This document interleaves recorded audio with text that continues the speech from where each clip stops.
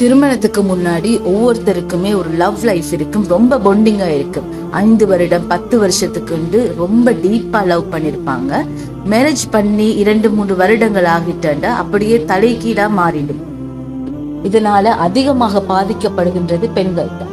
அன்னைக்கு என் கூட பேசிட்டு இருந்தவர், எதை கேட்டாலும் வாங்கி தந்தவர், இன்னைக்கு மாற்றமா இருக்கிறாரு. என் மேல் உள்ள காதல் குறைஞ்சிட்டு யோசிக்க தொடங்குறீங்க. பெண்கள் ஒரு விஷயத்த புரிஞ்சுக்கோங்க, அது ஒரு விதமான காதல் என்று சொன்னா, இன்னைக்கு உங்களை திருமணமாகி உங்களுக்கு நல்ல வீடு கட்டி தரணும், வாகனம் வாங்கி கொடுக்கணும், உங்களை நல்ல முறையில வைக்கணும் யோசிக்கிறாங்களே, அதுவும் ஒரு விதமான லவ் தான்.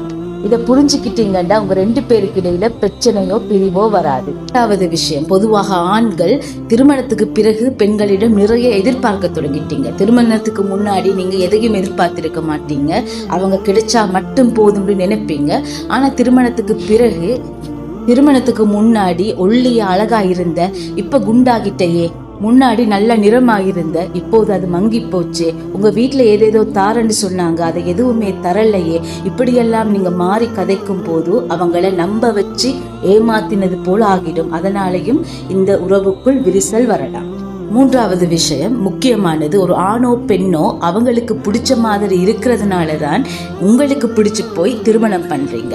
10 வருஷத்துல காணாத சில குறைகளை திருமணத்துக்கு பிறகு எனக்கு பிடிக்கல, நீ எனக்காக மாறணும், அண்ணனுக்காக மாறணும், அம்மாக்காக மாறணும்னு அவங்க மேல கட்டளையை திணிக்கிறது, அவங்களுடைய கேரக்டரையே மாற்ற சொல்லி நீங்க அடம் பிடிக்கிறது. இதுதான் மிகப்பெரிய காரணம்.